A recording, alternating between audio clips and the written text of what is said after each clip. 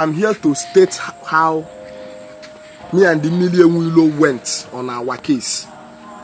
I will use Igbo language. I'm in a police station, which is na state CID Oka. I'm invite Nmiri Eweilo invite because I on the first day Messi Anata, but before then Nmiri Eweilo cannot China. So I say monaba obatazi amo biakwozo. Onata o munjebe abakomoso. Mpwanolo. Chebe Nmiri Eweilo bia. Nmiri Eweilo abia. I can now ofuma. We greeted, yes. I can never can see Nmiri Eweilo where do am sem kedebe kasie no. Se na kasie so no bia no we one girl okugba. Ona attend it to ka agbapụta n'ụlọ ọgwụ. And even Jigwe Abu no ya support or something, cause support wa. I think justice also justice. Yeah, the other guy. Na atika mazem na ndekalo. See an obiaku ho. And justice in Enugu state they are fighting maka insecurity di n'obodo. So, always in Ifo Jabolo Fabukafano his own side of the story. Owe kube senior ife we yiwe abulo maka na drag ya or neti picture we kwoku ni iwe ebona. Now when I write up and then see if anything happened to me, they should hold him and Wagaji responsible.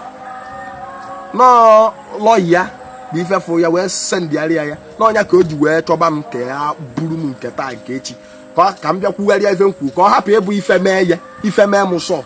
Casanonia, because I'm a Buluham, Jacuaria, even where he came a mechi. Asanonia me.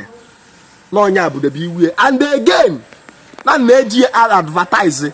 Akere ko bonku no duma mejizi nie we advertise mmado ogbu but Nmiri Eweilo kwu ebe a shock mbo no say na no silu the police that they should not detain me no afa kpotakwala anam si make sure na nkwere ife nkwu fa hapukwa momo na bakwa ozigbo normally Nmiri Eweilo abokwa a bad person kan si fia o man go but na ga eche no ye mebe gala nke ozo o de ko calm cool and calm e gotasha.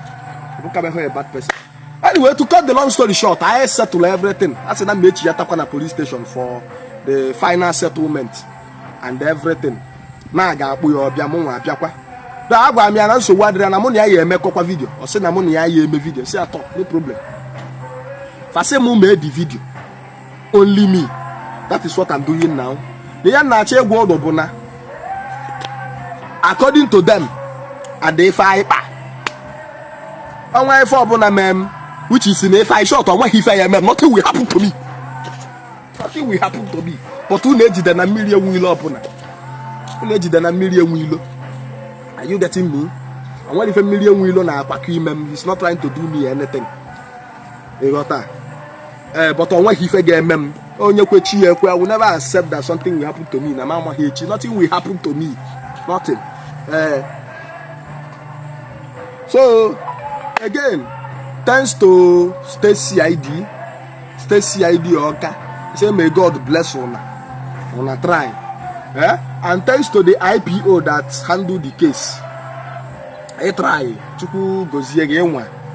And thanks to your Mampo PA Gedefa secretary Afia Bogeneka. That lady is such a nice girl. Are you getting me? Oh, then that I see the promotion na police station. Oh, then that I see the promote. She's a nice girl. Thanks to everybody in State CID. You people are kind. And again, because to my own, to Nmiri Eweilo, because in a kuzi sometimes try ya. Na mana. Nife omena na bonu na bata aboria ka omena na baye na bata. Omena na bonu weke na bata ekpontu. Nka ya na bata hia. So yeji maka na omena na bonu na bataria. Says ya onye obula je kpoba ntu na obula alu. Omuma atu okwu ka na ama o.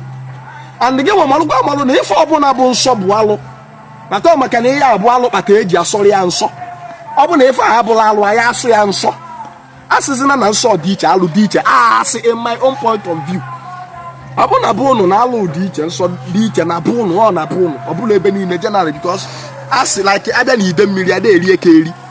Na otebe na eje so leke eri ni maka irie yi mega alu. Ifo ya na no blood different. Ifo ya alu na nso bu ofi ife because alu ka na aso ịghọta gị nwee seba na agadi nwoke dị otu a na-ama how the meaning of alụ and nsọ ọ gafe na-abụbu ofe ife ịghọta so ị na-ekuzi ife sometimes ma nke esi na mmadụ ịdị na ọ gị nwaanyị bụ ezi no istọbụla alụ ka ọ bụ nwunye mmadụ ịgba n'ilo bụ alụ ka ọ bụ. Are you getting me? But mụ na Mmiri Eweilo enwe ezigbo problem anyị adịghị okay, nothing is going to happen to me. Unu ejide na Mmiri Eweilo ịghọta